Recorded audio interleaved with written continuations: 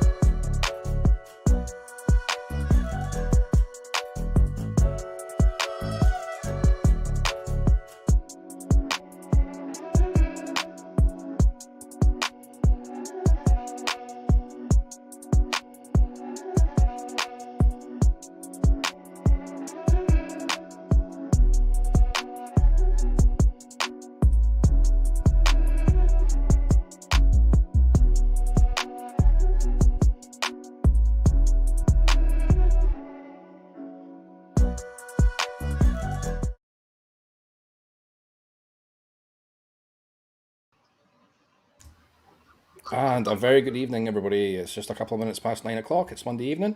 A very good evening to you. My name is Graham, and welcome along to tonight's episode of Tea and Tops. With me, as always, is Jason. Good evening, Jason. How you doing, Graham? Good to see you. Hope you had a nice Easter, and obviously we were on the break with the kids, so it's a lot of fun on my end. I don't know how your end going.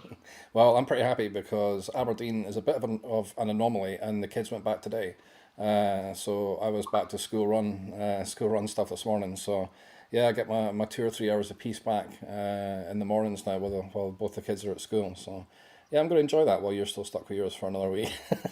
You know what? When we become wealthy from this, the kids are definitely being boarded at school, so I just have to see them. Like, Oh just teach yeah, them that yeah. way. Funnily enough, when we went away for a couple of days, just over the Easter weekend, I found out there's a boarding school very close to where we are, and like I was inquiring about prices. I was like, oh, get these kids away! You can just do like weekday boarding, so drop them off on a Sunday, pick them up on a Friday night. Oh, wow, that would be ace. Anyway, Exactly. They 2-for-1 deals, right? You yeah, know, you yeah, can send them yeah, both yeah. out. I'll just put the wee one in the big one's suitcase, and they can both go. It's like Harry Potter. Like, it'll be Yeah. fine. I hope it is. So yeah, we've got an interesting episode tonight. A special guest back with us, or a new guest with us, I should say. Jon Matthias has joined us a little bit later in the show. John's obviously a big San Diego Padres fan and Tony Gwynn collector, so we'll be speaking to him in some detail about that. But as always, we'll start with a little bit of news. So from new releases and things this week, so Topps Tribute has come out. Another one of the more premium Topps products this week, kind of in the 450 plus dollar range, so kind of up there. Not a huge amount of cards in the box, 6 packs of 3 cards, I think it is, so 18 total cards for your $450. And well, people are doing the usual dance about pricing and oh my gosh, it's so expensive and the usual. But comparative wise to one of the recent ones that people were having a hard time with Inception. I mean, Inception was one box of 8 cards for like $180. So this is kind of 6 times the amount of hits for 2.5 times the money. So the value is kind of there if you're looking at it from that perspective. I've watched a bit of it be open. I don't know if you've seen any of it being opened or anything yet, Jason, but it is a cracking looking set. It's a bit more veteran focused, I think it's safe to say. A lot of the autographs are from more veteran players, but you can hit some nice rookie cards in there as well. And it's a kind of a nice chase product, but you know, a chase product at $480, I guess that's not too really to everyone's flavor. Let me check my wallet here. I'll stick to top months right now. Yeah. Those free cards on Topps Punt.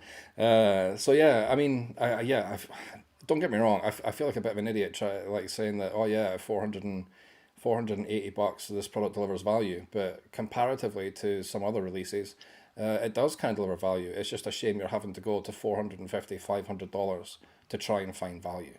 Oh, gosh, it's just the state of the hobby right now, isn't it? It is, yeah, and of course, big news last week, or trickled down through the week, is Topps is obviously about to go public and become a publicly traded company, and you know that could have. I mean, it could be good and bad for the hobby, I suppose. Everyone has their own take on it. I think we might find that they might bring their products more in line with the market. So if Panini think they can get away with charging $1,000 for a box of football cards, maybe Topps will start thinking they can get away with charging $1,000 for a hobby box of baseball cards. I don't know how that'll go for them. I mean, we've spoken before about. Obviously, you know, baseball I think still has the largest collector base in the US, so they have the numbers to make up for the fact that they don't have to charge $1,000 a box. But yeah, it could go one of two ways. I think that's happening. It's happening this year. I think they're trying to get it concluded by the end of Q3. So yeah, it'll be interesting to see what happens. But we're obviously seeing the first steps of that coming up next week, which we will get to. But. Yeah, it's interesting. I didn't realize Topps CEO was Michael Eisner, is the former CEO from Disney. That's right. I wasn't aware of that either. Now, whether I don't know if he's incumbent, or if he is being brought in as part